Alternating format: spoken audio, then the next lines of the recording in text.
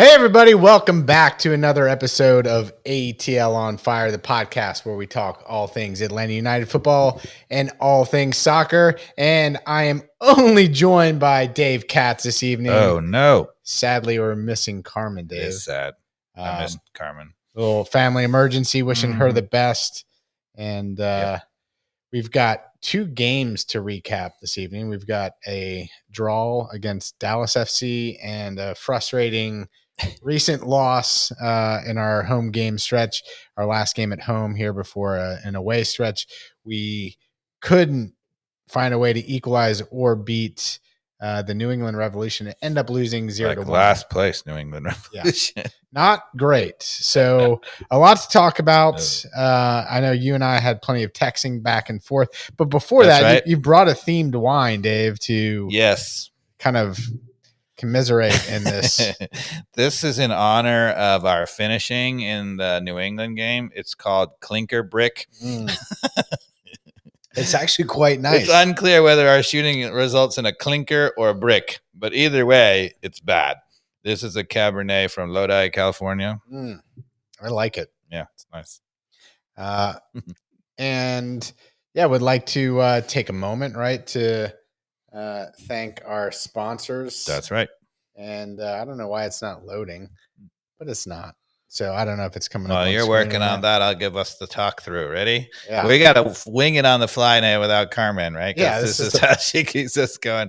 Anyway, our sponsors, Wild Heaven Brewery with 3 locations, Toco Hills, Avondale Estates, and the West Side, for amazing beer. Now that the weather is turning, you should go sit outside on all of their outdoor patios, and they have live music and good food. Hopefully all the pollen, the yellow pollen at least, is the Atlanta snow washed off. And I know the other pollens are out there in Atlanta for the allergy people out there. I know my wife is struggling with it, but it's beautiful out. It's about as good as it gets in Atlanta. It's going to be 86 degrees this weekend. Really? Okay. Yeah, it's not now. No. It's been nice chilly and cool now. Yeah, it's beautiful. But also want to thank Wild Heaven Brewery. No, that's what we already thanked. Oh, we already thanked. Now it's the Wolf Mountain Vineyard. Thank you. Yes. I thought it was going wine first. And then, sometimes we switch it up. Yeah, Wolf Mountain Vineyards up in the Dahlonega Plateau, now an official wine region recognized in the U.S. Yeah. But first and foremost, I mean, up in Dahlonega and the mountains there, it's absolutely beautiful this time of year. I'm sure if you go to the Wolf Mountain website, there's events that they have. You can go up there and have lunch. Yeah, you really can't beat that. No. Like for a day trip, you just go up. Day trip. Right now, amazing weather. You sit out looking the valley. You drink wine. You have food at their restaurant. I mean, come on. Yeah. Track down Brandon and say, I know these guys from ATL on Fire, the podcast that talks all things Atlanta United. That's right. Yeah. And this might be amongst our favorite things to do. Yes. So, Dave, you are always studied before these games. The FC Dallas game, we tied 1-1. Yep.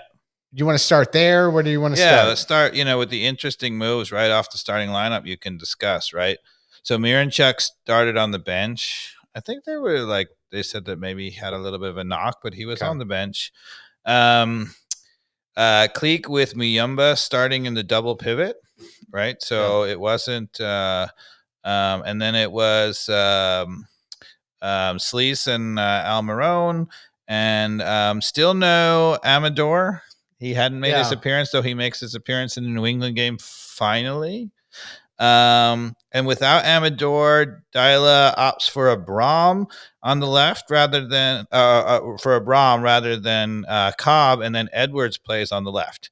So the back line was, and Hernandez was also on the bench, right? So our back line was Lennon, Gregerson, Braum, and Edwards. How do you think about that? Well, I don't like a Braum in there. Let's put Cobb in there, right? And I'm okay with Edwards going in there or Ronald Hernandez personally. Yeah. So either of those have been fine, but Noah Braum. Yeah, we'll get to that. Yeah. And in the same in the New England game where he was a factor. You want to go right to that? To New England? No. Starting lineup? To our defense. To our defense. Yeah. I want to go right. You want to just jump right into it? Jump right into it. Yeah. Okay. So let's pull up the highlight then. Okay. Which I think hopefully we have.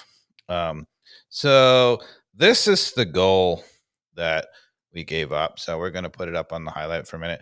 We have it paused where the play starts, which is New England sort of in the or Dallas, right? Dallas, sort of in the attacking third.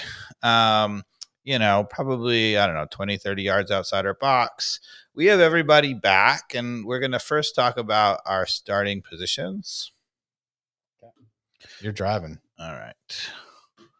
So on this clip, I'm going to actually just play 2 seconds. Go big screen too. Sorry. I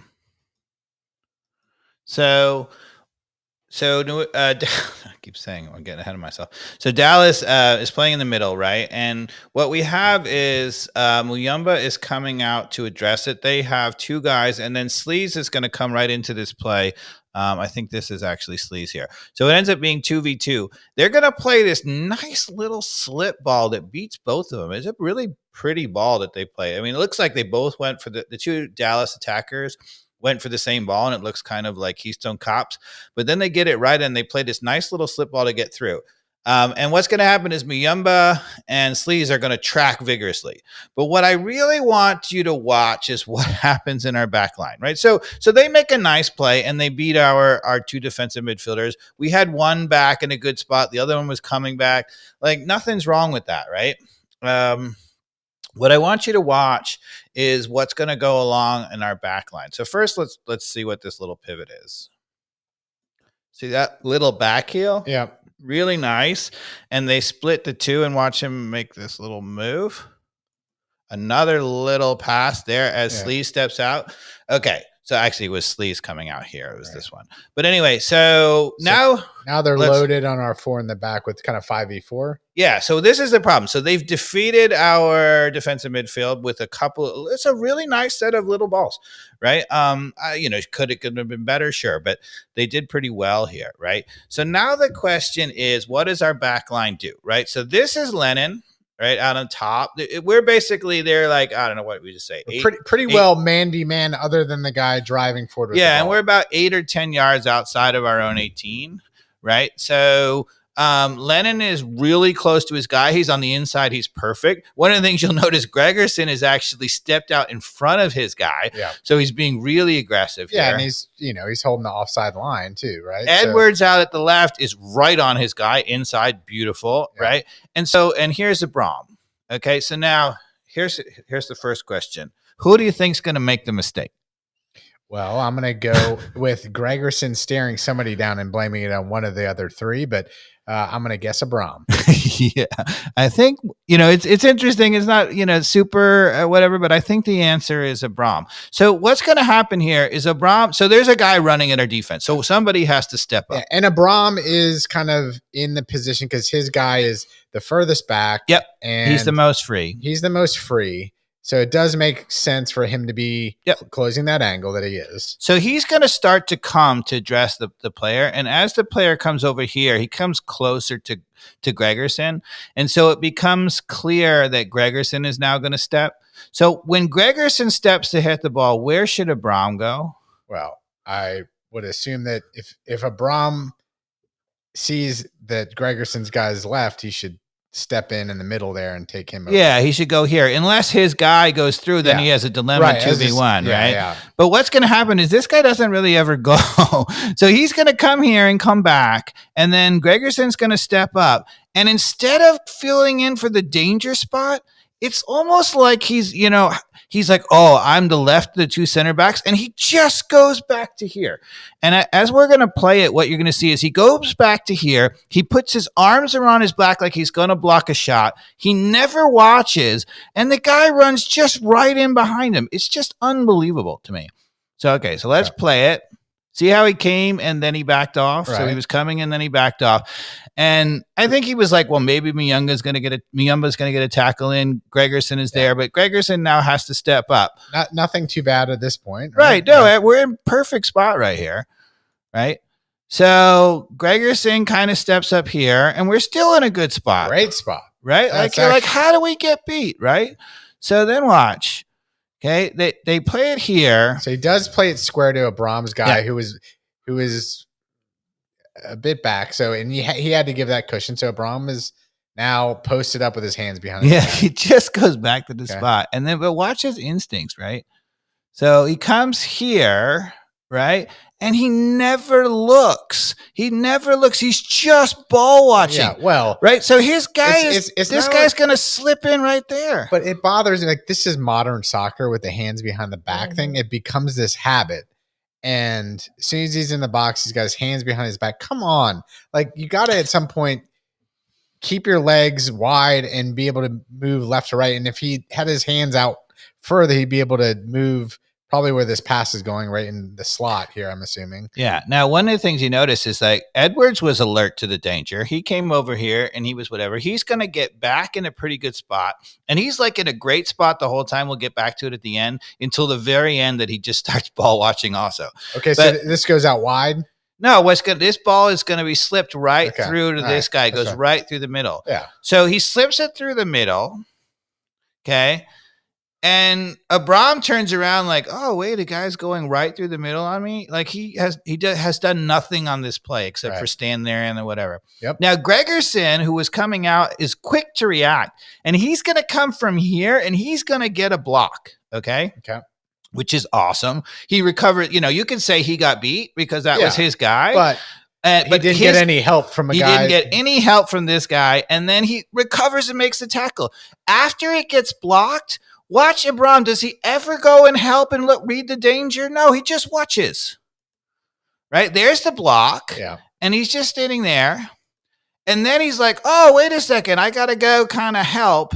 Right? And you can see now Edwards was in a great spot, but he was ball watching the whole time. And his guy is slipping in the back here, which is not good. He never reacted there. But this gets blocked. It comes back here.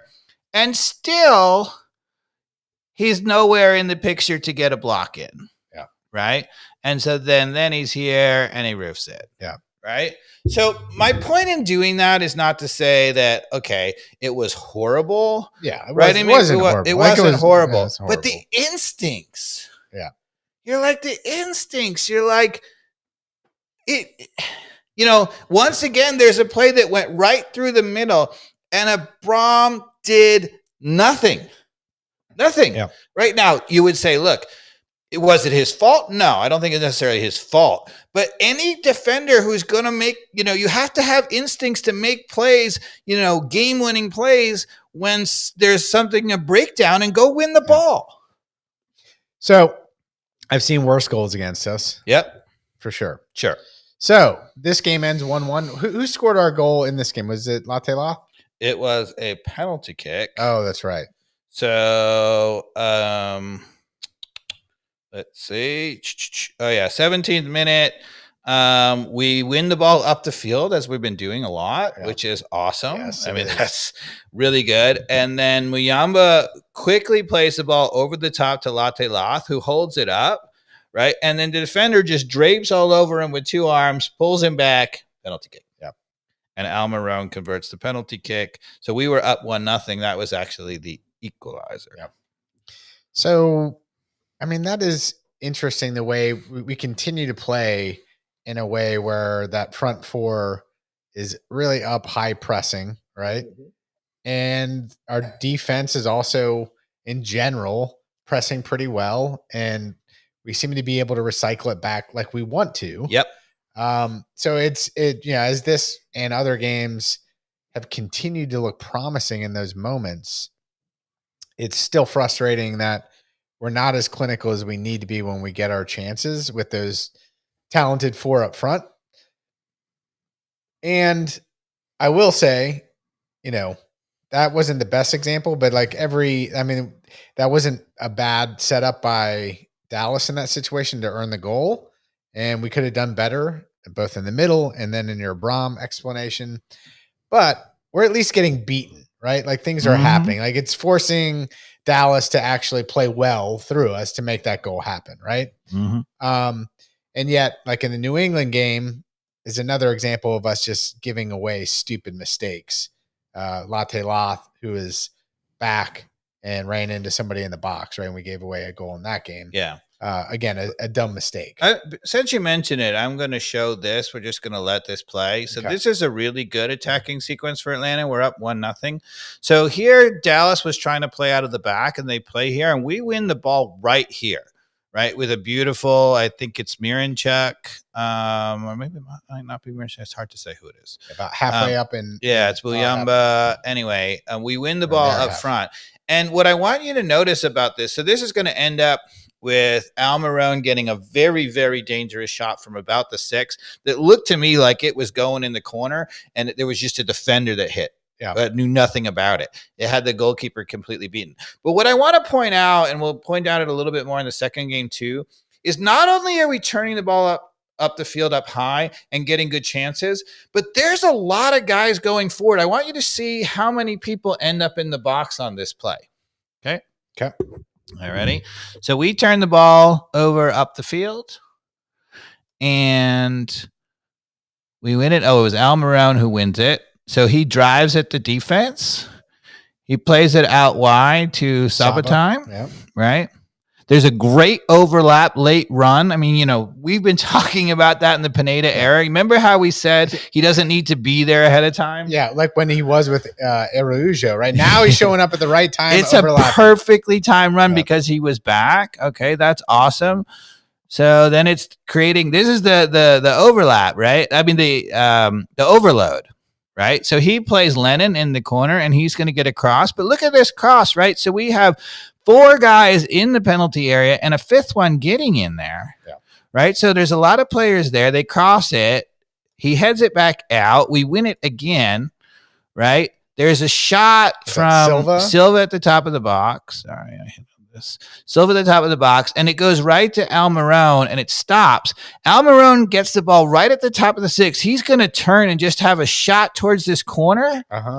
And, this, if you look at the Dallas defender, he's like kneeling to block it. Yeah, and he's very lucky he doesn't get a handball or whatever because he's all the way down. But look where the shot goes. I mean, if that doesn't flick off of him a little bit, it's a goal. Yeah. I mean, there was a lot of people in his way. But what I want you to point out, when I point out this, is not only that we won the ball and we had great attacking things, but now at the end of the clip, 1, 2, 3, 4, 5, 6 are right by the top, within the top of the box. Yeah. So that's not what we had in the Pineda era. We weren't winning the ball up the field. We didn't have guys in the box. It's remarkable how many people we have in the box in attacking situations, which we'll get to, Dave, which you are saying the luck has to turn at some point when the stats are what they are and the numbers are in the box. But, I'll hold it for the New England game. All right. But let's keep going. Let's go to the New England. But what was your overall feeling of the Dallas game? Certainly a disappointment not to get a win at home against not a great team. Yeah. We had 11 shots to their 9, but only 2 on goal, and they had 2 on target. So, and we won in the possession category. We won in number of passes pretty significantly. We were fouled more times, and nothing much exciting. I didn't think we dominated this game in the way that we did against a poor New England team, but I thought we were the better side, and I thought we deserved better. I mean, God, look at that. That has to be a goal, right? But nope. Yep. Well, that's the problem, though. That's our problem. We got to be more. Got to be more clinical. All right, let's go. Let's go to the New England game. Okay. All right. New England. Yeah. Mikey Dot's going to pull it up, and we're going to do something different here now. There you go. So instead of just relying on the highlights, we actually pulled up the full game replay so we can do some really kind of interesting things. Right? Oh no, I didn't pull up the New England game or the full Apple TV. Oops, you're on the wrong one. Yeah, here we go. Now we're good. Let's go to the full one, and then we'll do the highlight one. Okay. So 9th minute. So one of the things that, because it wasn't on the full highlights, I didn't want to look. what I want you to do, Mikey Dobbs. So this is a corner kick, and we give up a very dangerous header off the corner. And I don't actually know that what happened here, but I want you to see what you think happened. Okay. Why did we give up such a dangerous corner? Are you ready? Let's watch. Okay. First, we'll play, and then I'll pause it when they zoom out here. Okay, so this is our starting position. Okay. What I am looking at is on the near post, there's a guy who's marked up. There's a guy that's kind of in the center of the box. Yeah, I think this is 2 right here. 1, 2. There's 2, right? But we have somebody who's just marking the near post. So there's a man marking and a free guy. And a free guy kind of marking the near post. There's a guy covering the short, kind of floating in between. Yep. They've got a guy who's at the top of the 18 on the near side of the corner, and a cluster of folks on kind of the corner of the 6. But everybody is pretty much man-to-man. There's what looks to be some elbow grease in the right spots from what I love this formation. I mean, love. Because you got man-to-man marking all over the field, including they have 2 guys outside the box, like for maybe some kind of weird short corner play. We have a guy who's addressing that, thinking about it. They have 2 guys way out at the far post. They're marked up. Everybody in the 6-yard box is marked up, and we have 2 free guys, 1 free guy at the near post and 1 free guy here right in the middle of the goal. And that to me is like the perfect system. Yeah, I love what I'm seeing. Yeah. So let's see what happens. So it's played in. Everybody looks like they're running with their guys. Played into the big cluster. There's literally 10 people in a cluster at the top of the 6. And somebody gets up and gets a nice, powerful header on it. Yeah. Wide. But he was under pressure. Yeah, he's under pressure. Yeah. I think to me, I wanted to play this because I didn't really know what the thing was. I remember when this happened, and I'm like, man, that was a good, strong header by the New England guy. I mean, it just is what it is. Like, he got up and won it. I think that was incredibly well defended. We could have given up a goal, but you can give up a goal even when the But that guy did great. That guy did great getting up and getting his head to it. But the reason it was off target is because it was elbow grease, Dave. Right. Okay. It's just enough to throw him off, and it would have had to have been a great header for him to have converted it. So, yeah. Let's see if I can. You can keep talking about that. I'm going to see if I can find the next one. But yeah, I've been very impressed with our positioning on the corner kicks. Absolutely. Way better than the zone defense that we saw under the Pineda era, or even semi-zone, where people were just at 6s and 7s understanding what the responsibility was, and then somebody was ultimately just left free. I mean, how many times did we see that last year, Dave, where somebody drifted in and there's just a guy just hanging out on the far post? Like, that was not, even as that developed, that was not what happened there. No. Okay, so the next one, and I like this because we're doing it live. Like, we didn't prep this, so you're getting the first reaction of both of us on this, right? I wrote down a note on the game, and I was like, we should look at it to see what happened. So here's a long ball from New England. It was all the way over the top to the left side. Okay. It's pretty well marked up. We got 2 guys, right? I think what's happened is one of the center backs has gone over there. Presumably that's Gregerson. And then Lennon is streaking back to put pressure on there. Right. We're going to force them to go back here. And then I think what happens, and what I want to see, is their play. Which again, by the way, last year, did we force people to go back at this part of the field? No, it was wide open there, right? So that's good. But what I wanted to see is, so what they're going to do is they're going to play back. We get pretty set, and then they're going to play down here to the complete opposite side. And it seemed like it was way wide open. So I want to watch what our outside back is doing on the weak side. Okay, so watch here, which is now Amador. Yep. So they go back 1. So Amador is now here. And by the way, Amador is at least somewhat trying to turn his hips to see what's behind him. Yeah, he's perfect there. Okay, so then they go back again. Right. And now they play over here. And look, he's closing it down, actually. Because he's got he gets it. Like, look at that. Yeah, he's, again, going to go to the situation where, like, he either has to play it back, he's going to have to beat him, or he can at least foul him here, to your point. Mm-hmm. It's so I love what Amador is doing there. Again, we did not, when we talk about pinching in last year, we would have never have seen that ever last year in a replay. Now I think I wanted to watch that as the first play, and then I wanted to watch now as the play develops what happens with Lennon on the backside. Yeah. Let's see if Lennon has got his his shit together, so to speak. Yeah. So they get it. We pressure. We poke it away. Actually, it goes back we again. Force it back, right? That's great. They try to recycle it around the back, and then they come back to the same side they just were and shoot. See, this is the one. Like, so Amador came in here and they played straight up the middle over him. So that wasn't so great. He pinched in a little bit. Yeah. No, I think Amador got a little caught a little bit ball watching on a ball. He lost his guy, and you can't let Carlos Gil, the best player in their team. So that is absolutely a mistake on Amador's part. That's what I was thinking. But the interesting thing is I thought maybe what we were going to see is that he was just pinching him in and leaving him wide open, and that's not the case. He was out there addressing him, and then as the play went on, he got caught a little bit ball watching. And pressed forward too much. Now, to be fair, this is his first game of the season.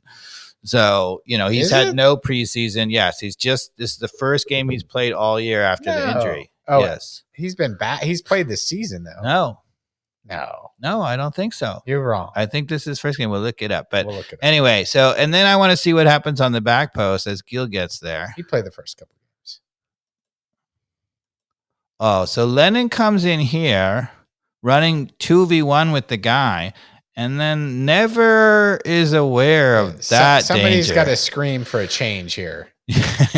Yeah, this is what I'm saying. I think so. This again to me is not bad coaching, because I thought maybe he was pinching in. He wasn't. He was double team tracking this guy, right? As the two guys was that through. His guy originally that just came in? Yeah. So if you go back, so this is the through ball here. So watch, you can see.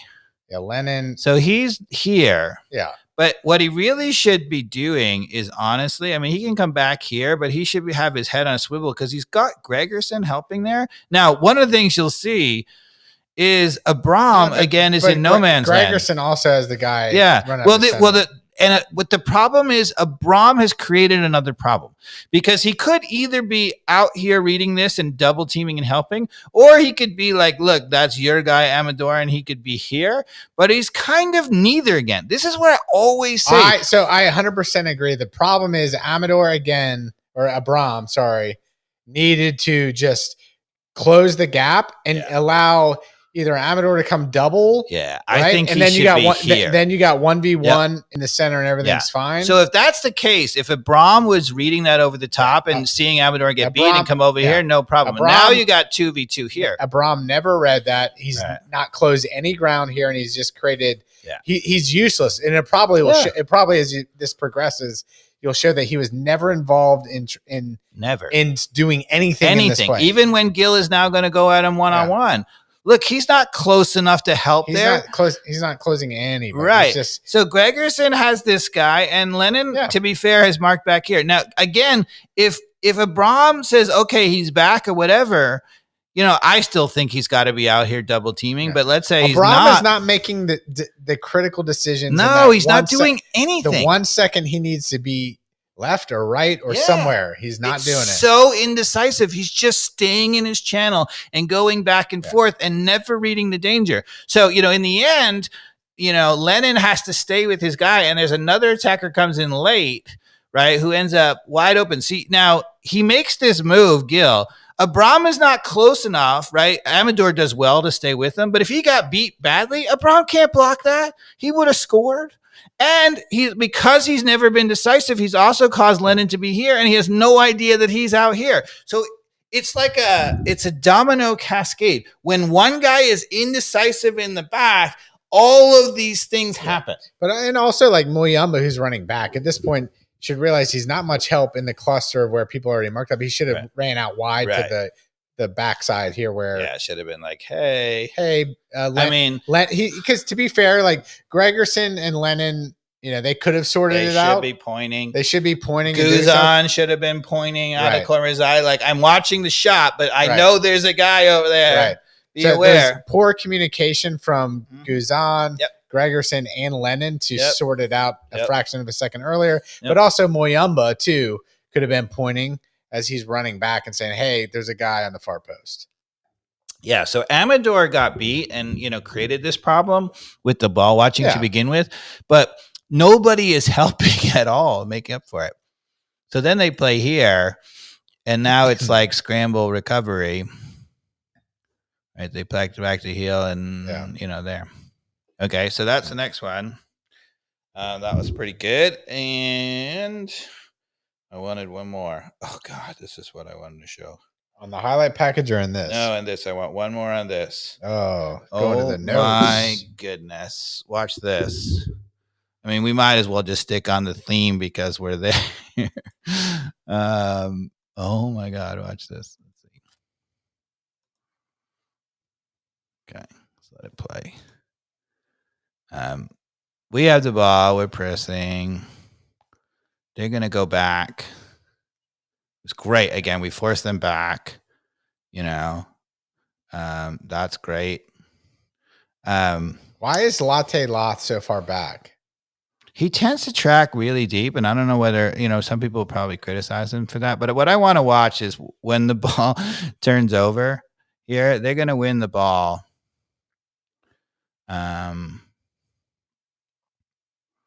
Sorry, I got confused there. I thought we were on the other side. All right. Yeah. So we win it again. I want you to show as this play develops, we're going to end up losing the ball on this side.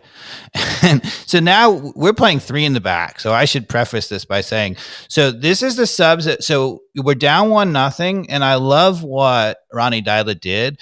So what Ronnie Deila did is he went to 3 in the back with the 2 wingers to try to really change things up. So he actually brought in a defender. Let's see. He brought Cobb in for Saba, which might seem like a really defensive move, right? Bring in a center back for an attacker. But by doing that, what he did was he said, all right, we're going to play 3 in the back. And then now Amador and Lennon have the green light to go all the time.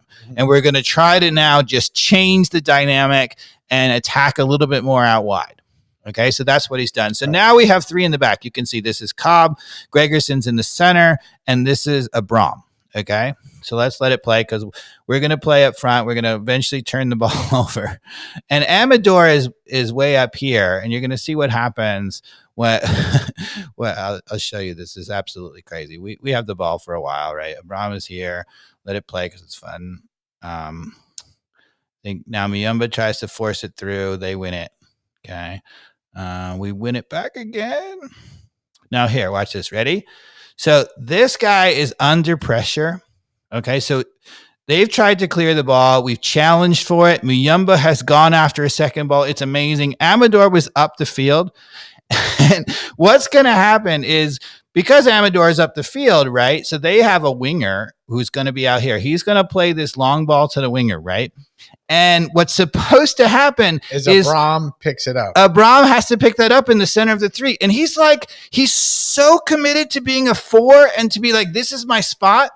This guy plays a long ball up the field. He could easily win it. And if you watch Amador running. I remember watching this in real time. I was like, when is he going to go? When is he going to go? When is he going to go? And he still had so much time, even when he decided to go to. I mean, he was a couple, yards. You know why he decided to do that? Because it became so obvious to him. No, you know why it became so obvious to him? Probably someone screaming at him. Because Amador running back is like, what the F are you doing? Go get that ball. Watch Amador on this ball, right?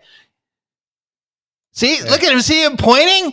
He's like, go get it. Oh, yeah, I got to go get it. And then he does come over and win the ball. But he was never going to come over until Amador running backwards was like, you should do that. Oh my goodness! I don't know. Let's look at it again. I think we might be a little hard on him after seeing it there, right there. Honestly, I think he was on his horse. Now that I'm watching this, let's be fair to him. Okay, so it goes he's starting to run right there. Not really. He's running straight back. No, hit play. Watch. And then only after he points does he take off. Yeah, but he's going to point. I don't know. He was going to stand there, and this guy was going to get to the ball. I swear to God. I don't know. I feel like I'm being a little hard on him. Yeah, sure, but his instincts are awful. Yeah, I will say that. Because it is a half a second. If you would have liked to have seen a half a second difference, and that is professional soccer, half a second difference. Right. Yeah. So I'll give you that. All right. Fun play. All right. All right. So now we can go. You want to go to the highlights? Sure. You can do that Go one. to the highlights. Go to the highlights because we're done with the.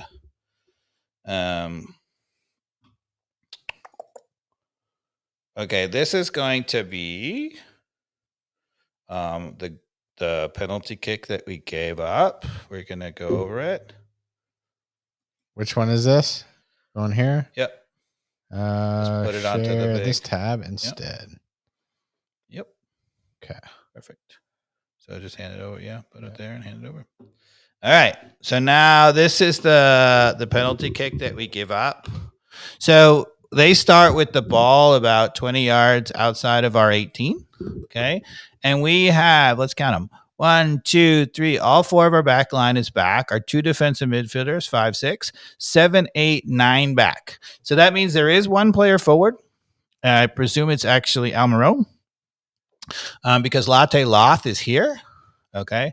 Now you can make an argument like, I don't know, do we need to see Latte Loth there? Maybe he should be up too. But anyway, he's back. How do you feel about how we look here? I got one maybe slight critique, but I don't love. Is it Amador? Who's the left back here? Yep, Amador. I don't love how pinched he is there. It could just be a hair, a little further out. This is David Heel, right? This one. And also is that Carlos Heel? Carlos Heel, I mean, sorry. Carlos Heel, I think you got to have some closer right skin against him. You really gotta. Now, one thing you would say is, as a team, right, what clearly he was doing, especially in the first half, was he was drifting out wide as the center guy. And, Muyumba and Sleaze were reluctant to go out there, right? You got to make an adjustment. So they were actually getting the dreaded Pineda overload, right? Here's the 2 guys. Yeah, I think the problem here is that Muyumba, they needed to assign somebody to be on Carlos Heel. I agree. And it didn't happen the first half for sure. And he terrorized us. So if Muyumba, and that's Latte Loth, that's closer to Carlos Heel there at the top. Yep. He doesn't have any business there. No. I think that Muyumba needed to be all over Carlos Heel right here. I agree. And everything else sorts itself out. Now he's just, again, floating in the middle. Mm-hmm. And he's just causing more confusion for Miggy Almiron on whether he's going to address the danger or whether it's going to be Muyumba. Yep. And so if Muyumba is on Carlos Heel, I think this is actually Miranchuk now. Okay, Miranchuk. Okay, yeah. Yeah. Okay, 100%. Let's play the clip. Yep. All right, so play it, and look to the best player in the field. Go on the overload, killing me. Yep.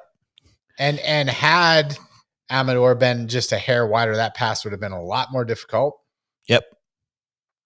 So now they have the dreaded 2v1 overload, right? So it's 2v1 out wide. Yeah. They have Heel, their best player, and he's got an option out wide at a 2v1. And you can see Amador is pointing, right?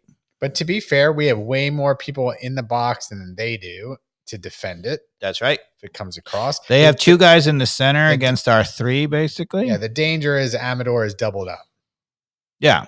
Yeah, can he get beat out there? Yeah. So, if he gets beat 2v1 quick out here and Abram has to step, then one of these guys could be open in the middle, sure. But he's pointing at Latte Loth to come help because it's 2v1 and he needs a second guy, which he does. Now, what if Muyumba was there all along?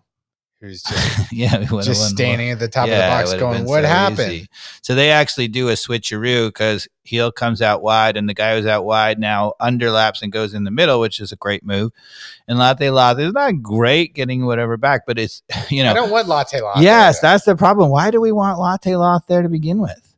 He should be up the field. Is this one where he ends up fouling him? Yes. Okay. Yes. And, it was dumb because he fouled him while he's backs turned to goal too, I think, if my memory serves. Right. So Heel is just going to keep dribbling. Yeah. Why isn't that Muyumba that's back there? What is Muyumba doing? Nothing. Nothing. He didn't come over to read the danger. He's just standing in no man's land. Yeah, he's just standing in no man's land. Right. I mean, Sleaze. He's literally just standing, like watching. Sleaze did a really good job of coming back to help protect the back two in case somebody has to go over. He's filling in, but then Muyumba's done nothing. And Sleaze has good defensive instincts. Muyumba, not so much. Muyumba's like an all. People are like, oh, he gets tackles. He's all action guy, and he is, but he doesn't, read it. He doesn't have the instincts. He just, when the play is around him, he'll work hard for it, but he doesn't know where to be. Anyway, so then he'll just starts dribbling. You can see Muyumba still doesn't come over, right? Which now means that Latte La. So Amador did the right thing, which is he stayed with him, and now he's come inside or whatever. Actually, if Latte Loth had never come to help, Amador probably would stay on this and win. But and this is not that dangerous of a situation. No. And he's going to dribble towards his own box. Now, one thing I will say in Latte Loth's defense, first of all, he should never be the guy defending in our box. It's a bonehead foul. But also, if you look at the foul, it was really soft. I mean, I think it's a foul, but it's a really soft foul. But it's one that in any league, they're always going to call that. Yeah, I don't care what league. Well, see the replay. So that looks like kind of bad, the way he went down. Yeah, because he extended. Yeah, but look at the replay. He's used to being in the box, and it doesn't matter though. He's extending, and he'd be there. You go. This is the one. Yeah. This is the angle right here from the back. Right. Now, this is not the referee's angle. This is our angle. So I think the referee got the bad angle, but look at that. I mean, he doesn't really almost touch him much at all. A little bit in the back. Because he's our striker. He has no business doing that because he doesn't know. Because he's trying to take that exact gravy on the other side of the field. That's what he's good at. Yeah. Don't be back in our box doing that. I mean, that's a dive. Muyumba needed to be. Yeah, of course it was. Yeah, and I don't blame him for diving. Don't blame him for diving. My take home on this is not that I think that it was a terrible penalty kick call. I think it's really soft. Super soft.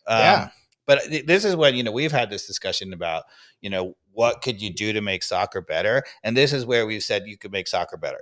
The penalty area should be a place where you can call a penalty kick, but it shouldn't be have to call a penalty kick. There should be another option. He's going back towards his own goal. He wasn't fouled very hard. This should result in a free kick just outside the box. Yeah. I would love if soccer did something like that. It would be subjective, but all penalty kicks are subjective to begin with. So and like the ones where people are like getting fouled as they cross and they're falling out by the touchline in the corner, or a handball where he's out wide but just inside the box, right? And it's questionable whether it's a natural position or not.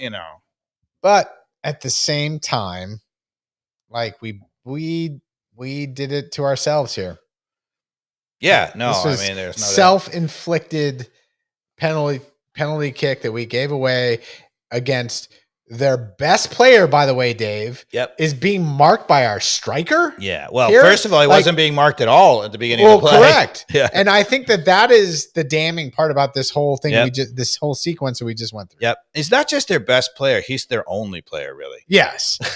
And there's only one guy you have to stop. They've only had scored 2 goals all season, and one was on a penalty kick. They've still only scored 3 goals all season, and now it's the second penalty kick. That's the only guy you have to mark. That's it. Yeah. That's terrible. Now, to be fair, so later in the game in the second half, we have a ball that's headed in the box and it clearly hits the hand of the guy in the box. Now, whether it was in a natural position, maybe, but it would have been a soft penalty kick in my opinion. Right. But that's a soft penalty kick in my opinion. Well, so if I think in that case, what bothered me was that VAR didn't even say, "Hey, ref, go look at it." Right. You know what I mean? Yeah. It's so inconsistent in the MLS on that type of stuff. It drives me mad. Like, all right, I'm like, I don't even know, like, because you got to let that decision, land in the referee and that's on the field to make that decision. He's in charge of those subjective calls, in my opinion. And they didn't put it in the highlight package either. Well, they know better. Suspicious. They know better. So if you want to look at it, we can go look at it in the Apple TV. It's in the 67th La Liga probably did not put Mbappe's leg breaking tackle in the highlight package. That was a horrible challenge. All right. They're like, yeah, just a yellow card and a 1-game suspension. No big deal. Yeah. So I think, I like Ronnie Dyla the way he tried to, mix it up to get us more into an attacking, mode. The Cobb for Saba, we complained a lot that, Pineda's substitutions were so like automatic. It was like the same guy for the same position. There was no anything to it. And here he makes a very creative sub, which is a center back for a forward in a game that we're losing. And you're like, why is that? And it's so that now you can release the outside backs, which is an interesting move. And then furthermore, right, late in the game, he actually brings on yet another attacker, and he goes back to the forward to have another Tiare on the field without taking off Latte Loth. And Tiare comes in, makes an amazing header, which just boinks off the post. So, Dave, here's the thing. How many games have we played? What's our record? It's 8. 2 wins, 3 draws, and 3 losses. You keep talking. I think we're 2, 3, and 3, if I'm not mistaken. Yeah. Verify that. But I think that's worse than we started last year, if I'm not mistaken. It's our worst start ever. Worst start ever. Yet it is some of 2, 3, and 3. Correct. Yeah, 2, 3, and 3. Now, for when you and I love watching and analyzing the game, and I think again the things that are standing out to me is that we are giving up goals that are individual bonehead mistakes versus letting the team march down the field because our tactics are giving a cushion. Yeah. Although you could say this one, leaving Hill out wide, is the first time you might have said that's maybe tactical, that they left him wide open. Maybe. Maybe. That's fair. Because how does that happen? And how is Ronnie Dyla not screaming on the field? Yeah. Moyamba, like, I'm taking you off in the next 5 minutes unless you are against. Like when we had nobody marking Messi last year. Right. Because, either Sleaze or Moyamba has to be completely on top of Carlos Gil. Yep. And that wasn't happening. And they were talking about in the commentary that, Dyla was getting out coached in that first half. Yep. Now, was he being out coached, or were people just was Moyamba not following the assignment? I don't know. We may never know. But the other thing is, we're creating chances. We have tons of players in the box in places that make the XG stat or whatever you want to call it. They're there for rebounds. They're there for rebounds. Or really deflections and, cheap goals. Yeah. The pinching in that we saw on that crossover up until the 5 seconds later where Amador does get beat over the top, but we're not pinched in. Nope. Like we're putting pressure on people and we're saying, hey guys, come beat us. Yep. Unfortunately, we're getting beat, Dave. Yeah. And that sucks. Because our center back at Brom sucks. No, but it's not just that, right? Because it's the main weakness. It's the main weakness, but there's also everything changes in the game, and it would have changed in the first 10 minutes when Saba's bombing up the right side, right? And we literally had it was 6v3. And you want to watch it? I don't. I really don't. I don't want to watch it. I can just describe it to you. Saba bombing up the right side. We literally have 5 people marching into the box with only 2 defenders. Yep.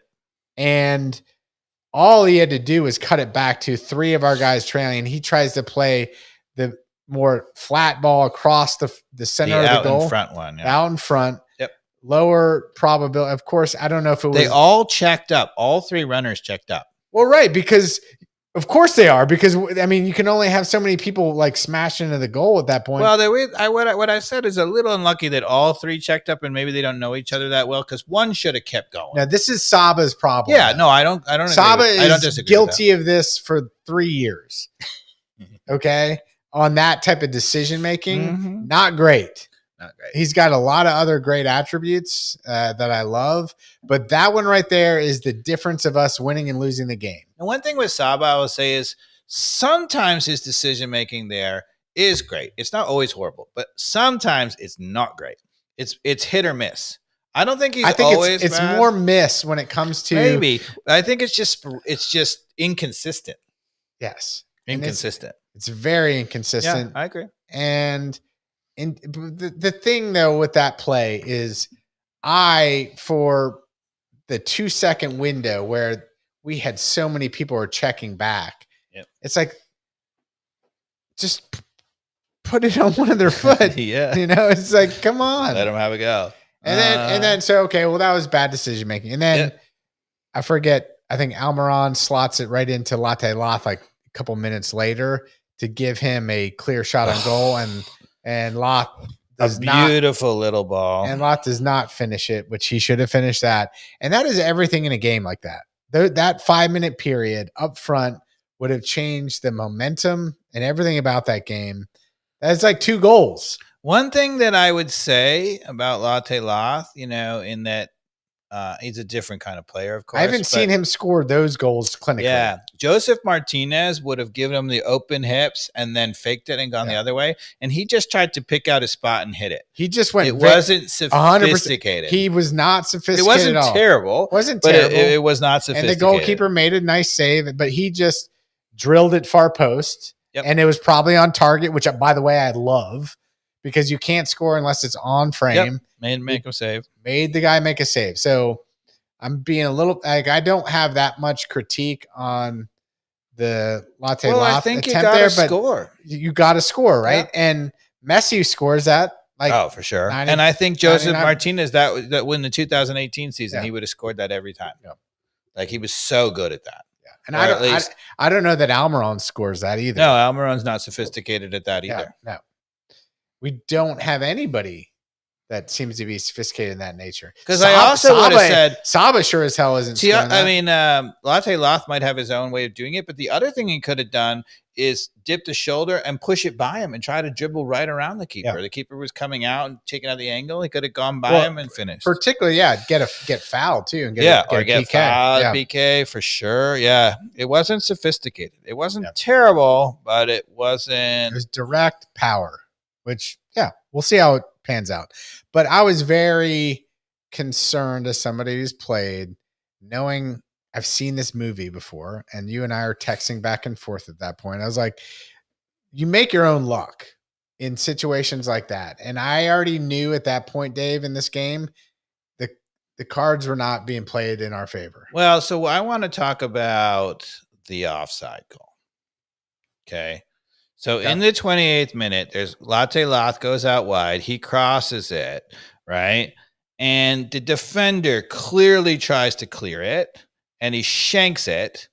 And he shanks it right to Amador, who is offside. Not by much, but clearly offside, right? But if it's a defensive player who shanks it, it's a play off the defender. Yeah, and he tried to play it.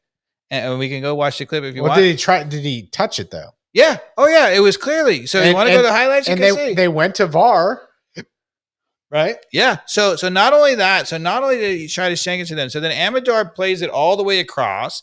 They clear the header, actually. I think we've all seen it. Everybody watched the game. Like, I know. Yeah, go back. New England clears the header, right? And then it goes to Lennon, who cuts it back to Almiron, who bends it in the corner for a goal. What a world. Nobody is complaining about anything. No. New England is like, we just gave up a goal. VAR. Because it was how do you call it offside when they clear it, right? We win the ball out wide, play it backwards, and then he shoots it with 3 guys in front of him. How is that offside? Yeah. So there are two things that you could have said on that play. One, that clearly the defender tried to play the ball. And if he tries to play the ball actively and plays it, then it's not offside. Yep. And 2, it could even have been called another phase of play because New England had a chance to clear it. They headed it. They happened to head it. Now, that's a little bit more technical because you said if there was a clear offside in that buildup, maybe. Yeah. But VAR was not created for that bullshit. Yeah. Now, it was not created for that. That's the wrong button. He's heating up. See, we miss you, Carmen. Dave can't even get the heated up button. But I'm heated up. I was very heated up. I mean, that is shambolic. That is VAR interfering in a place where it never should have. Yep. I mean, come on. Come on. At that point, we're not winning this game. We've seen the movie, and you were Well. still optimistic because rightfully so, right? Because we're doing all the right things, Dave. We're pressing, we're recycling the ball, creating opportunities. It happened over and over again. We really did not look vulnerable in the second half at all that I can recall. No, they had a penalty kick call, and they had 2 long shots in the first half, both by Gill. They were all from like 30 yards. Did they have a penalty kick? Yeah, that we just showed the penalty kick. That was from this game where Latte Loth brought it down. Oh, right. That's how they scored. Yeah. But like, That's their goal. yeah. It wasn't on a shot. Yeah.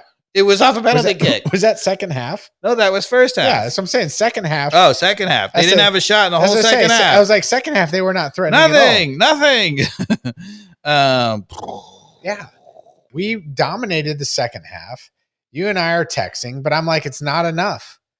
And what is it that's not enough, Dave? Yeah, we had another offsides goal called back. Yeah. Which was offside, but Right. it was super lucky. Yeah. Right. So there was a corner kick. It's headed back across by Amador. Latte Loth turns and finishes. You would see a goal every time. But the weird thing is they didn't have a guy on the post. And then when the guy was fronting the him, defender did a great job of fronting him. they said that. I think that is total luck. Agree. He wasn't doing that on purpose to get him offside. No, but He was just trying to win the ball. But he did get in front of him. Yeah, and it was kept clearly him offside. half a body offside. Yeah. Then we had in the 67th minute, it was headed back across. It comes off the New England player's hand, no VAR, right? And then even after that, the New England goalkeeper, when it came off his hand, right? So even they didn't call a handball on that. The goalkeeper made an amazing save on that. Yeah. It would have been an own goal. Right. Yeah. But he reached out and, you know how he was going one way and go the other way that Guzan can't do? Yeah. That's what he did. And he went back and he got it with a strong palm. Right. And then, right. Tiare comes on in injury time. He hits the post. That's the second time we hit the post. We had 2 goals called back for offside. We had no penalty on the clear one that hit his hand. We had 2 hit the post, right? I mean, it's unbelievable that we didn't score. You want to know what the XG in this game was? And this is, do tell. You're an analytics guy, right? Guess. What do you think the XG? So I just said we hit the post twice. We had 2 goals called back for weird offsides, plus many, many other dangerous chances like Latte Loth threw on goal. Miranchuk had a back heel that the goalkeeper knew nothing about. It happened to hit him and go right inside the 6. He back heeled it, and there was 2 guys in front of him, but it went by him, and it hit the goalkeeper who knew nothing about What's it. What's the XG? 3.5? What do you got? Well, you're guessing 3.5, right? I would have said 3.5. The XG on that was 2.6. Wow. Because they do all this stuff. They say, well, it doesn't count. Like, for example, the goal from Almiron, I think, counts 0. Yeah, well, that's because they're like, well, he wasn't expected goal because he was offside. But, actually, there was a very good chance that the referee would have said that wasn't offside because it came off the defender. So the XG should have been. That's tainted analytics. Yeah, exactly. There should have been 1, I would have said, or at least maybe even if you said for a little bit off for VAR or something, it should be 0.8. Yeah. But it doesn't account for that. That's why I'm saying the computer's struggling for that. Right. So, but Dave, the Dallas game, right? We tie. They also, the other thing that's crazy. Do you remember? You know what their XG was? What's they that? get 1 for the penalty kick. They get a 1 for that penalty kick. So that's 1. And they had 2 long shots. They give them 0.74 extra. That was 1.74. I don't see that. So if you played that game, so XG should be the kind of thing where if you played the game 10 times, it should come out to that on average. Do you know what I saw from them was from Revolution was Carlos Heel. Yeah. That was the only threatening thing. And it should have been a 0 because he got 1 weak penalty kick. Yeah. If you played that game 10 times in a row, we would have probably averaged 3 goals in that, and they would have averaged less than 1, close to 0. Yeah. And Dyla did not address that. He needed to sort that out from the sidelines fast enough to be like, why is Carlos Heel not getting marked up? And he could have sorted it out before the penalty kick. Yes. Because So that play. Definitely a knock on him on that because that's a sideline adjustment that could have been made on being like, dude, why is this guy terrorizing us? We need to put some pressure. That on him. happened in the 30-something minute, right? And so, and he was already killing us at that point. So that's a long time not to have made that adjustment. Yeah. Now, would Pineda have made that adjustment? No way. Yeah. Right? He would have been terrible. So, failing to make that adjustment, a great coach should do it. But all right.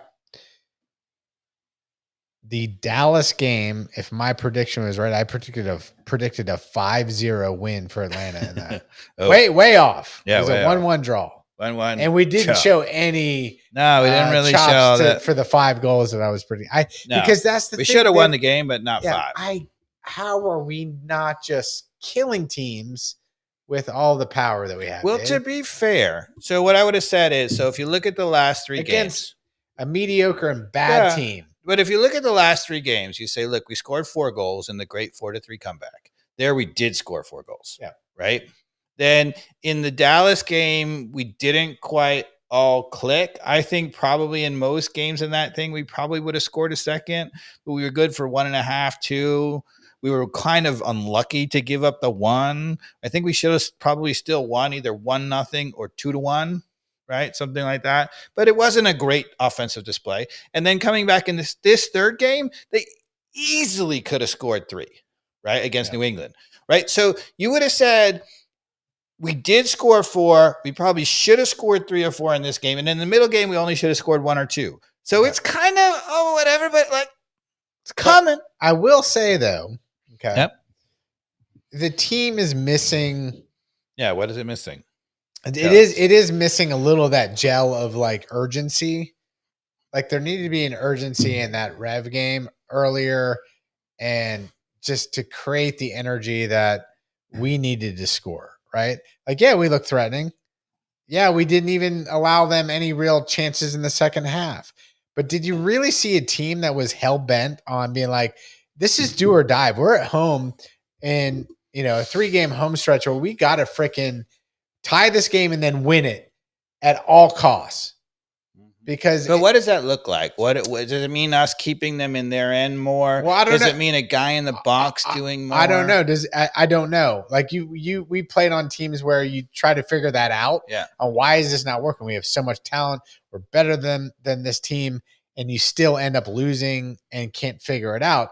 Is it because of the chemistry of the leadership between like someone on the back line like Gregerson or Almiron that needs to, like, Almiron should be the guy, right, that turns this type of game, right? So, he's the guy we paid for, Dave, to turn a game like that, and he didn't do it. So, like, for being fair, like, to me, we have to be critical of Miguel Almiron doing more in the game against the Revolution. But is him curling the ball in the far post not doing it? Yeah, I mean, that is a fantastic shot, but I need more, especially when that gets erased. Okay, and that was earlier on that he needs to do more. Yep. And let me ask you, did you see more after that got erased from Almiron? From Almiron, did you see an extra gear from him to change the urgency on the team as the leader with a captain band to make that happen? Well, no, but what one of the things I think about when I see that, what I think you're getting at is, I think most people would say it's effort. I don't think it's effort. I think that they played hard. That wasn't the problem, and I don't think it's effort either. I think what I would call it is game-winning plays.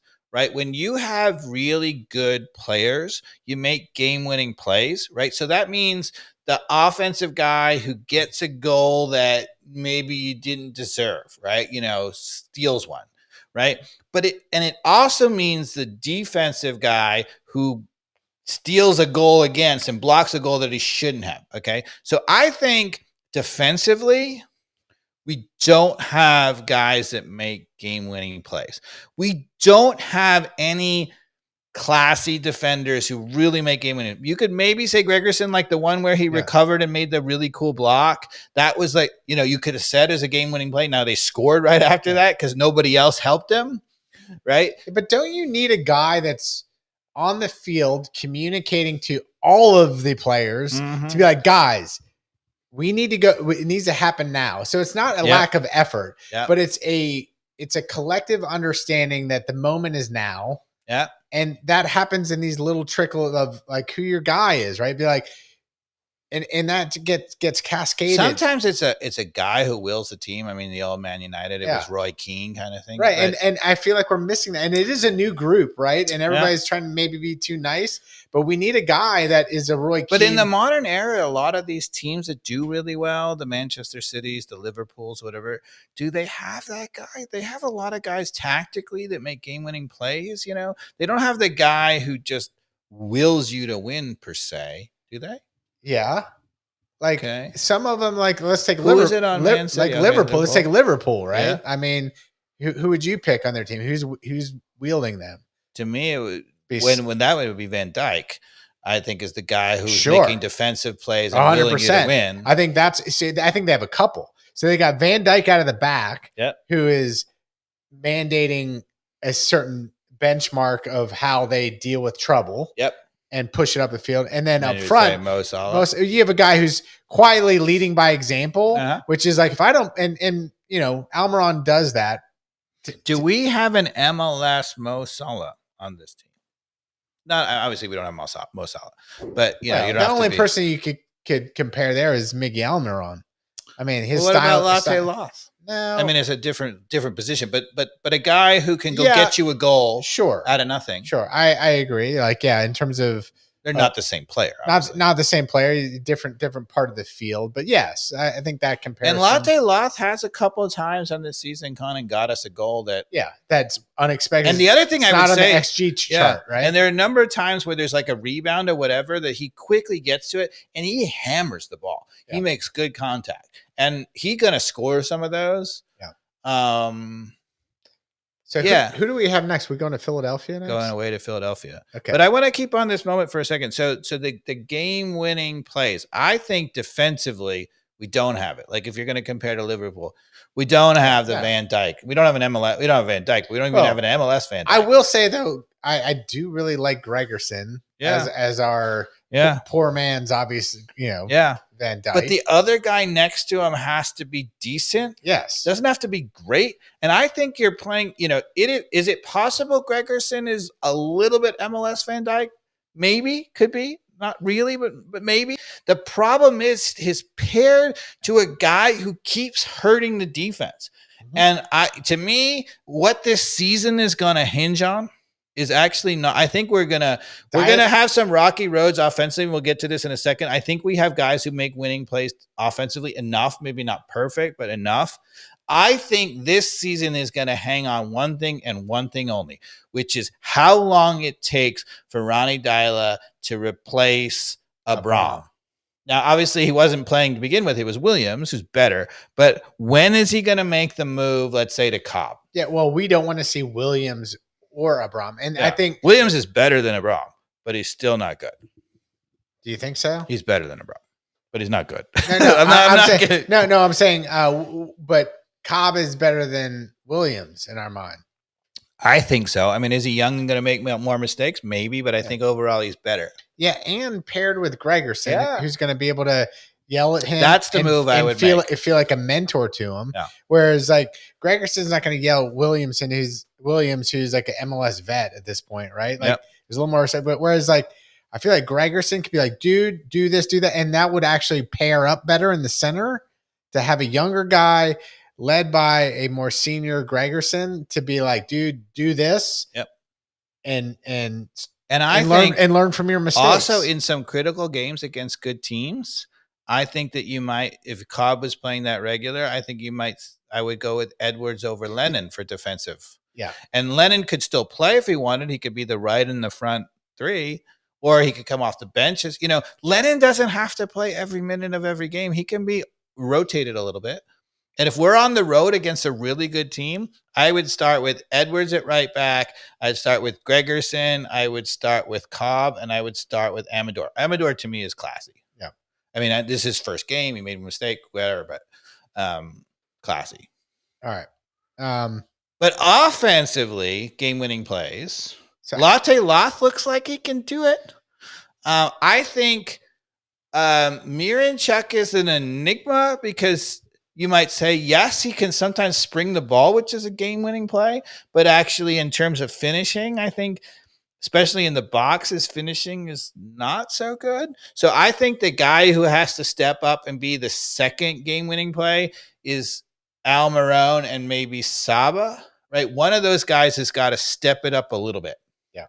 But I think what we're seeing offensively from this team is a rocky, a little bit getting to go, whatever. But if you look at the early games, we weren't really scoring at all. Then we scored 4. We didn't have a great one. We scored 1. This game, I know we scored 0, but we really should have scored 3. I think it's coming. It's going to be really inconsistent offensively. But defensively, I don't think that we have it yet. No, I agree. We don't have it defensively with Abram and shoring up who our trusted back line is. And I'm happy with, we obviously called out the Muyumba floating there against Carlos, but in general, it seems like our center mid is with Sleece, and even Fortune coming in has played okay. I think he's also too stuck on the double pivot. I would have said, let Sleaze be the single pivot and let him go. Let Sleaze be Sleaze because he's just going or whatever. And then just make sure that the 2 guys in front of him, there is a little bit of defense in front of him. So, like, if we're playing a really good team, you probably don't want Al Marone and Miranchuk because it's too offensive. Yeah. Maybe you want a Muyumba as one of those attacking guys, or even a Fortune, right, as one of those attacking guys, right? But in a game at home against a weaker team, you would just play Sleaze and you play Miranchuk and Al Marone and boom, go after him. Yeah. Right. So just give us a little more defense in a tough game on the road. And again, that's where you would use the whole squad, have a role for those people. Yeah. And I think Muyumba as an attacking midfielder playing defense out of an attacking midfield, or Fortune, same thing, is really good. Yeah. I think where he struggles is in the double pivot. So, but why do we need a double pivot? How many games are so we're 6? Or the other guy who can play some defense is Cleek in there, a little bit more defensive as an attacking midfielder. Dave, we played 8 games. 8. Right? Yep. And worst start ever. Worst start ever. And although, to be fair, usually we start a little better under Pineda and then we get really bad. Yeah. So our analysis is obviously a better team, a better tactics and approach that should be yielding better results, but it's not happening. Yeah. So how's your what do we call it? The frustration? The worry meter. The right? worry meter. The worry meter started off in what, week 1? I was 1 and 2? you were 2. We're 1 and 2, and then I went to 3, and then went to 4. And how's your worry meter now? I am at a solid 6. Okay. And because we're 8 games in the season, because every soccer team has to gel, and this is a season we're marching towards almost a third of the way through the season. Yes, we are. Yeah, about a third to a quarter to a third. Yeah. So I am very concerned that the results are what you eat, and where results are what they are, and we can keep. I guess we're only a quarter, but anyway, go ahead. Okay, only a quarter, but. And like you said in the text to me, that we've had a lot of home games. And we've had a lot of home games. MLS is a very, very forgiving league, but now we're going to be on the road, which MLS is not a very forgiving league on the road. So now we've got to go against the wind, and we have to get some results in this away stretch, in my opinion, even in a forgiving league, to really position ourselves in the critical part of the season to be in a high playoff caliber position. We want to be in the top 4 at minimum. Yeah. Top 4, I think, is necessary to win it. Yeah. Although, our team to me reminds me a little bit of some of those Seattle teams that got rolling in the second half and really moved up the table and ended up winning the title. I still think my worry meter is only at a 3. It really is. I think because if this were a regular league like the Premier League, where you have to finish first, you have to finish in the top 4 to get Premier League to get a Champions League spot. Of course, my worry meter would be way higher. But the MLS is so forgiving. You'd be a 10. You just got to get the playoffs at some level. So like worst case scenario, and we get it rolling really late in the second half, and we kind of get it super rolling to only get to the 7th playoff spot or something. Right, we're still super dangerous. We go into the playoffs having won, 8 out of 9 or something or whatever. Like you can run. You have to go on the road, but the first round you don't. The first round, as we found out, you get at least one home game, like when we beat Messi. Yeah. I think it's so forgiving that we can't have the worry meter yet. And I said that we were going to have a rocky start. We have. I was hoping we didn't. I'd hope we get off a better start. But I still think it's coming. There's just so much talent. There's so much from the watching of what we're doing right and what we're doing wrong. That I agree with you as much as we text back and we're like, how is this not going our way? I know. It's just in the moment, it is so incredibly frustrating to deal with this as an Atlanta United fan who's been through so much over the last 5 years that, you have to be skeptical, even though you and I agree that there's a different coach, there's a different level of talent, there's a different level of how we're getting beat right now. I just have to see something change, Dave, in the next stretch of games. It's the center back that gives me belief. The question is, how long does it take to switch the center back? The whole season of Atlanta United is hinging on Abraham. I think so. I mean, it could it be Williams comes back and Williams plays better? Maybe he might be just good enough with Gregerson, but I think ultimately, if we're going to go on the kind of run we need, we've got to get the center back short. I mean, so first of all, we're going to get better no matter what, because Amador is a huge upgrade. Right? I think he's going to get comfortable. So he definitely played some games early on in the season. 100%. Do we have a Atlanta United? You keep talking. I'll look it up. You look it up. But I am almost positive we got some action from Amador early on. Want to make a bet? Yes, I do. Okay, how many games do you think he's played? I don't know. I just know he played early on in the season. Okay, that's what I don't know how many games, but he played. And he started. And he definitely started games earlier on in the season before he got injured. And I say no. And you say no. And I will. What's our bet for? Oh, a nice bottle of wine, because I have one over there. and even if I lose, I win. Come on. Oh, should we ask Gemini? Here we go. We're going to ask our friend Gemini and find out whether we haven't gone to our artificial intelligence lately, Dave. I think you win. I have it. Yeah. Hold on. This is Gemini. So, Gemini is our friend here on the ATL on Fire podcast. And hey, Gemini, how you doing? I think you won. Gemini. I'm doing great. Thanks for asking. I'm ready to help you with anything you need. What can I do for you today? I am trying to understand how many games for Atlanta United FC Amador has started in 2025. I couldn't find exactly how many games Amador has started, but I did find that he's a left back for Atlanta United FC and has played in 20 You're games. useless. We'll come back to you later. Thanks.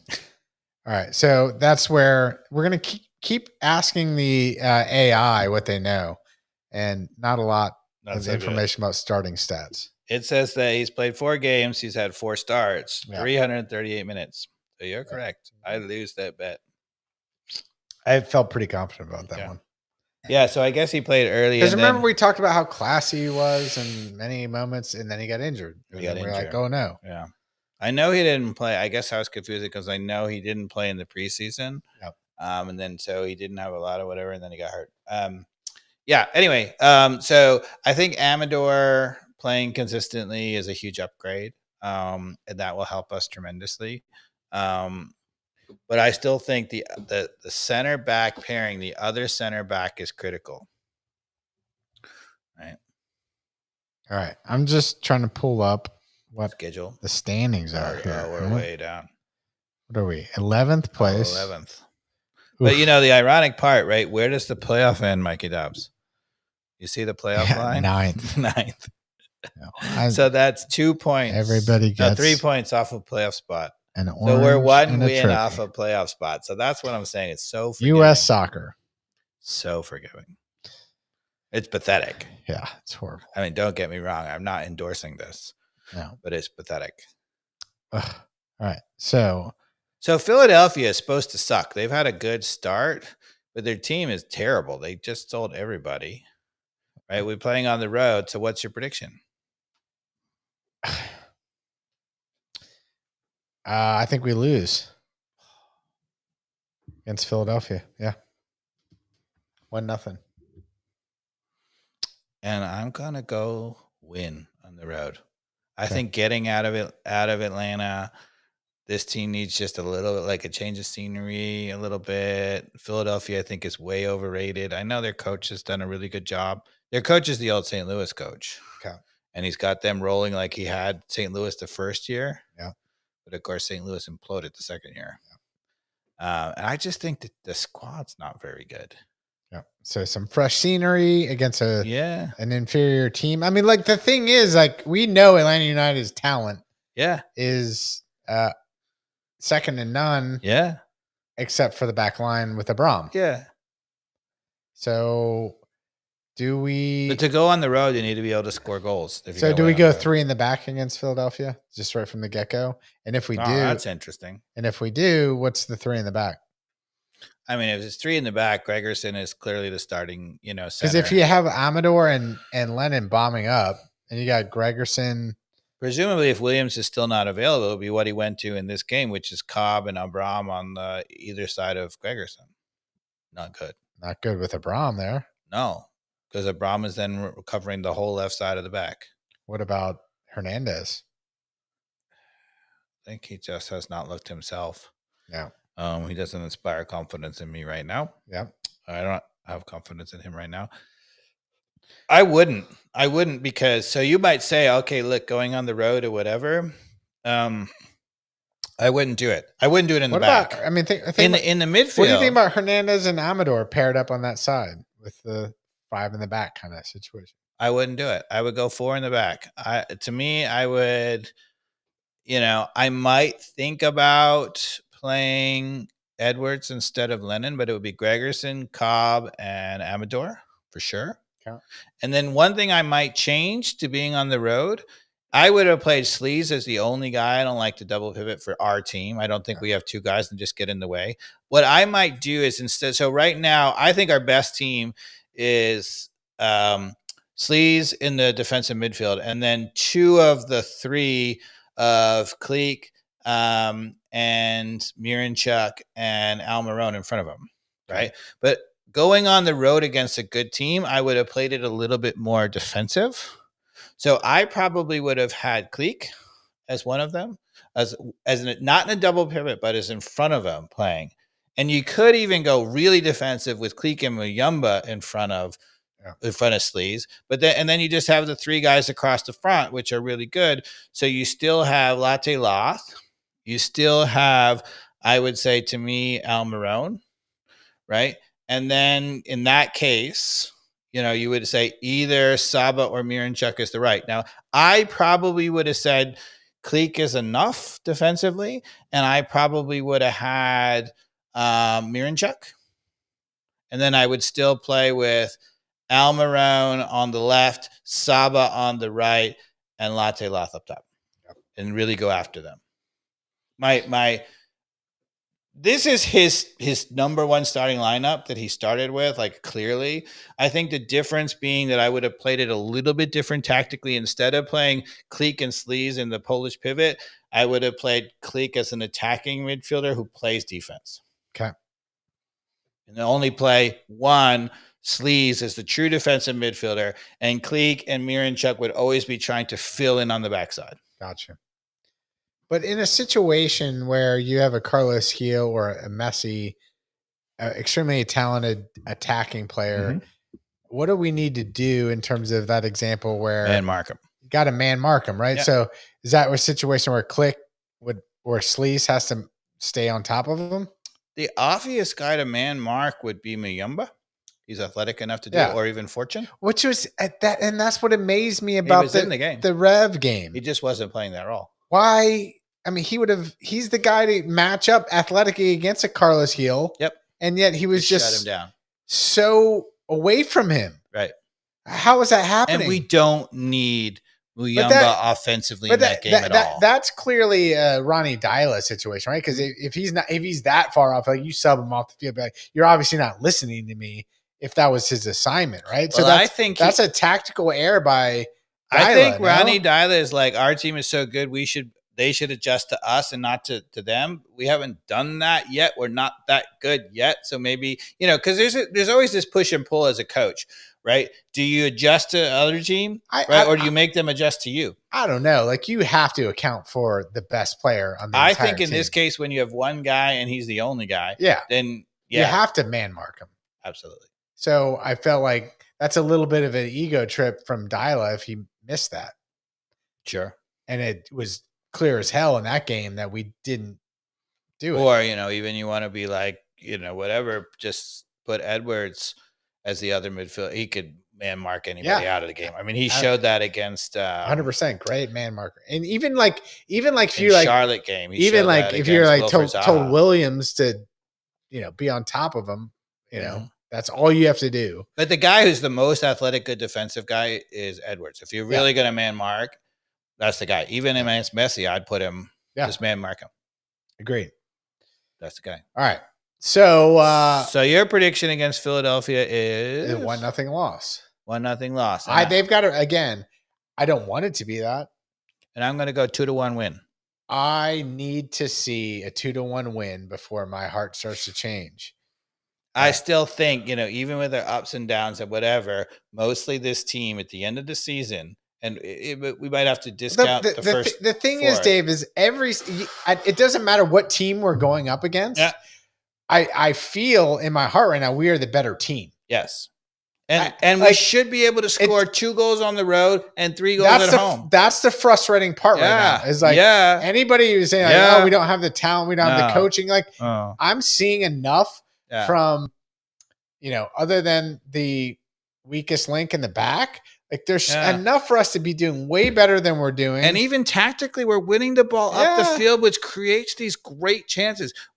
The two things that you see of teams that are struggling to score is you see they don't winning the ball up the field, so they don't get really easy chances. And you see when they get balls into the box, there's one guy in the box. So it has to be perfect. These coaches go, why did the one guy score? Well, sometimes it deflects whatever you need, 3, 4, 5 guys in the box. But we have that every time. Yeah. And the thing about soccer, though, is just not fair sometimes. It also makes no sense sometimes. Right.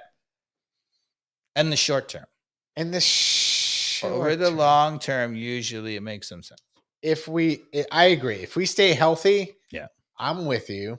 I am patient enough to understand that the tide has to turn, right? Like, I mean, based on what I am observing with the way that the team is tactically playing, the healthy players that we please stay on the field, healthy, stay healthy, that even on the road, even in this 2-game stretch on the road. But we even have, in a tight game, we have a Silva and a Tiare coming off the bench. Yeah. And you're like, well, are they doing it? And Tiare came right in, he get in the 84th minute, and he got an amazing header that doinked off the puck. You're like, I mean, it's just, come on. My point being that, like, so here's the thing. If you're really cynical, you don't like the ATL on fire, you think that we're full of, crap, right?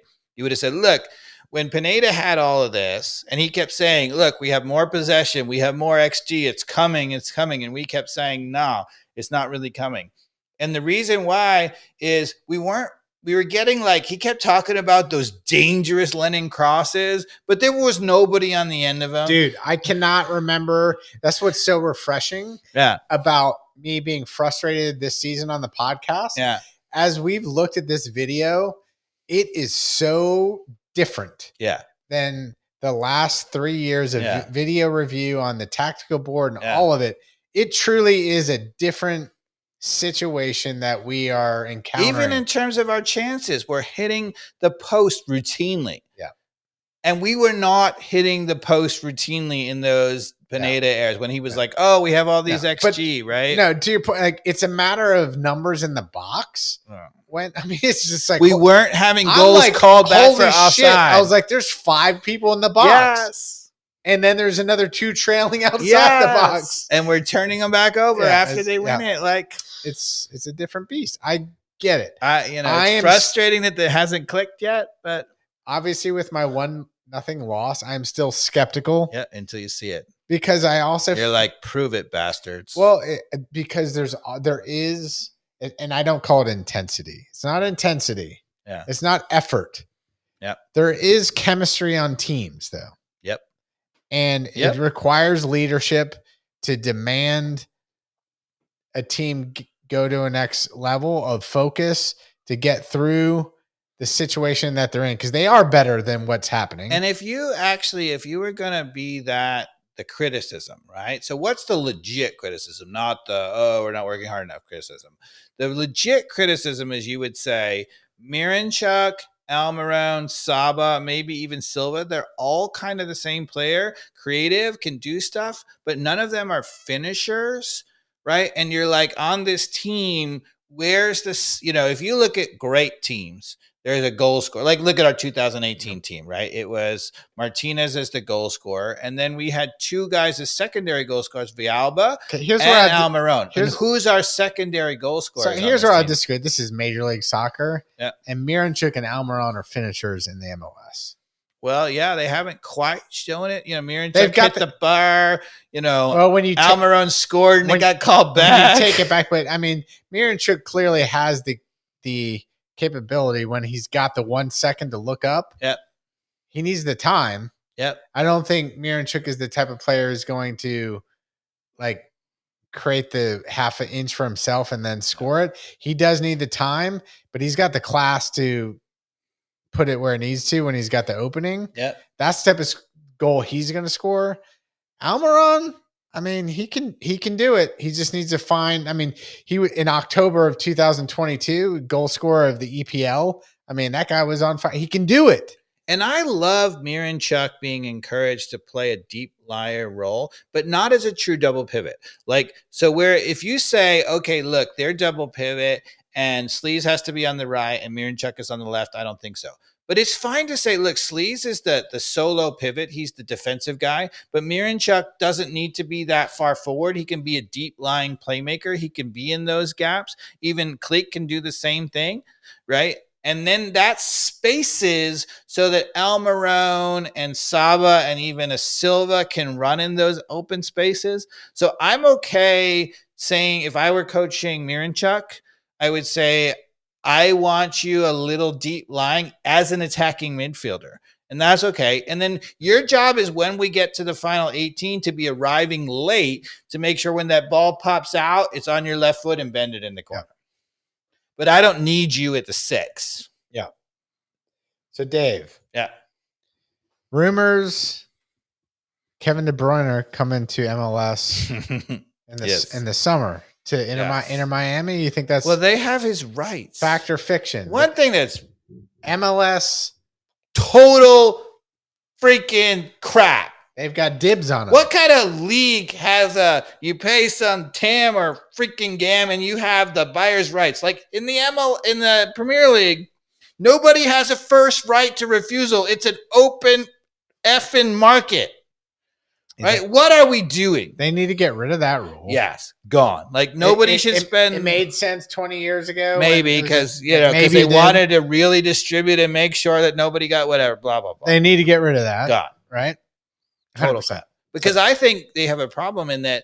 Yeah. De Bruyne. When we wanted Almiron, we had to like jockey for Charlotte. Charlotte had his and first like, right. well, and we had to pay him a little bit. He doesn't want to go to Charlotte, obviously. He wants to come to Atlanta United if he's going to come back. And I think Miami has a problem. People are like, oh, he's going to Miami because they have the first right of refusal. But I think in the salary cap, they don't have a way to sign him unless he's really willing to take nothing. Like it might be just to play awesome. Well, I think maybe they'll sacrifice one of the others. Open market, there is zero chance that De Bruyne would be going to Miami. Yeah. Like, get rid of who's the other DP in Miami? So you got Suarez and Messi, and who else? And Busquets. They've always had 4 for 3, right? Because they got Alba, Busquets, Suarez, and Messi, and only 3 can be designated players. Right. One of them's not. But I would get rid of Busquets or Alba for De Bruyne. I mean, come on. See you later. Have a good flight. I think, just Busquets to me is, or even Suarez to some degree. I mean, not that he's not putting up numbers. De Bruyne is a way better player. He's gonna smoke the MLS. Yes. I mean, he's Messi level. So you basically have Kevin De Bruyne, 3 years ago, you would say was the best player in the world. Yeah. Yeah. 3 years ago, the best player in the world. And he's still combined with the other best player in the world. His only problem has been his inability to stay on the field. Yeah. And when he's on the field. And can you imagine, the setups between De Bruyne and Messi, that's like cheat mode on Nintendo. Up, left, right, right. Well, the interesting thing about also on Miami, so De Bruyne tends to, he's good at he drops in those pockets and he plays through balls. And one thing I think about it, like him feeding Latte Loth would be amazing, but actually, Suarez used to make that run. He's a freaking old man now. He doesn't make that run. He just scores cheeky goals in the box. Messi can still do it, but Messi likes to be that deep lying, late arriving. I actually don't think he fits Miami's team at all. De Bruyne? Now he's a classy player that's going to create no matter what, but I think he could be a much better player at a different team. Oh, sure, maybe. Right, yeah. If he had Latte Loth to pick out and Miguel Almiron running and Saba, guys running in front of him, and Silva, he'd be, of course, he would just be like dissect. If you put him in for Marinchuk, right, and be like, bye, Marinchuk, sure. Or LAFC, that team has a bunch of attacking players, but it doesn't matter, man. That guy's so good. I agree. It doesn't matter what the pace of Messi and Suarez is. It can be snail pace, and he's going to be like, I am adjusting to snail pace, and I gotcha. I'm going to predict, though, he doesn't end up at Miami. Are you? Yep. I'm going to predict he comes to MLS, but not to Miami. Where would he go then? LAFC or LA Galaxy? There's only 2 choices. Probably. I don't think so. I think you're wrong. I'm gonna say it's Miami.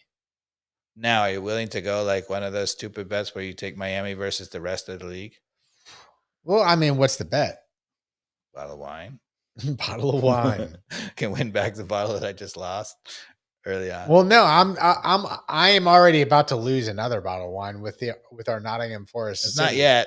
Not yet, but still ahead. Bro. I always knew that was a long shot, but I still. If you're listening, you don't remember. We're talking about Nottingham Forest versus Man City, who is going to finish higher in the table. I have Man City. Mikey Dobbs has Nottingham Forest, and Nottingham Forest has been ahead of Man City for forever now. But Man City keeps coming, and they're now only like 2 points behind with 4 to go. This last weekend really was a dagger. Yeah, but it's at least an exciting bet. Even though I like taking the underdog losing bets because that's what makes this podcast fun. Yeah. So are you going to take Miami versus the rest of the MLS on the De Bruyne? Yeah. Yeah. Absolutely. Okay, I'll take that bet. I'm going to take the bet. It's not a good bet for me because usually when I make the bets, it's about like soccer. Yeah. Right. Tactics, football, knowing players. This has nothing to do with anything. It's like executive and MLS rules. If anybody has an advantage on this bet, it's you who knows the rules of MLS better than anybody. That's hilarious. No one knows the rules. Nobody knows the rules, but you know the rules better. And by the time 2025 summer, I don't know, maybe they'll change the rules. Did you notice that they came out and said they're not going to the change in season for the league through 2027. So remember I told you that I thought they were going to do it right out of the World Cup, Right now, it's looking like it's going to be the next year. Like maybe they'll announce it after the World Cup, but it will be one more year. Got you. That makes sense but they voted not to do it through 2027. Because that would have been they'd almost had to announce it now if they were going to do it. Because so that makes sense. Yeah. Because I think that's what the vote was. They were like, "Are we going to do it now?" Yeah, it's like you got to do it now if you're going to do it. And they're like, "We're not ready." Yeah. So we're going to do it the year after. They pushed it off. That makes sense. That makes sense. I think it's still coming. Yeah. Or maybe a year or even that makes total sense. But but I hate the delay because it's a smart move. Come on. Smart move. All right. Now, any other European soccer you want to talk before we close this out, or have we talked about it all? Man United sucks. Man United does suck. My Wolverhampton Wanderers are out of the relegation zone and might even end up higher than Man United this year if things keep going the same opposite direction. God, Anaheim, he plays this. He's so stubborn. He plays the 5 in the back with the 3 center backs. Yeah. In the game this week, we gave up the ball when I'm forgetting the guy's name. It's going right in my head. But anyway, one of our defenders slipped and he gave up the ball. They came running at our defense and ran right through the center. Guys, we still, when you give up the ball, you'd be like, when you have 2 in the back, you're like, oh, that's a problem. You only got 1 back. When you have 3 in the back, there's still 2 in the back. And there were 2 in the back, and he ran right between the 2 Mikey Dobbs. Yeah. So to me, if you're a coach and you play 5 in the back, nobody should ever run through the heart of your defense, ever. And if they can, your 5 in the back sucks. So you're saying Man United sucks? Yes. So, it's Mazraoui who was the one who slipped. Nothing's new is what you're saying. Well, I think Anaheim, he's like looking at the team and he's like, I'm so stubborn. I'm going to play the way I'm doing. And he's playing a system that makes 0 sense for the team he has. Like nothing. Yeah. And we just keep getting dominated in midfield because every other Premier League team is playing like almost 4 center midfielders. And we have 2. And the 2 guys are like, oh, where'd he go? Right? Because he's just getting run around and he can't figure out why our 5 in the back doesn't work because we're getting killed in the midfield. All right. So the Champions League shakeout should be interesting too. There's a lot of teams in the mix, right? Yeah. So it's going to be a fun spring. Yeah. So, all right. Predictions for Philadelphia, 1-0 loss for me. You said 2-0 win for Atlanta. And so we've talked about it all, Dave. Thanks for listening, everybody. If you like the show, tell a friend. Subscribe. Ring the bell. Have a good night, everybody. Salud.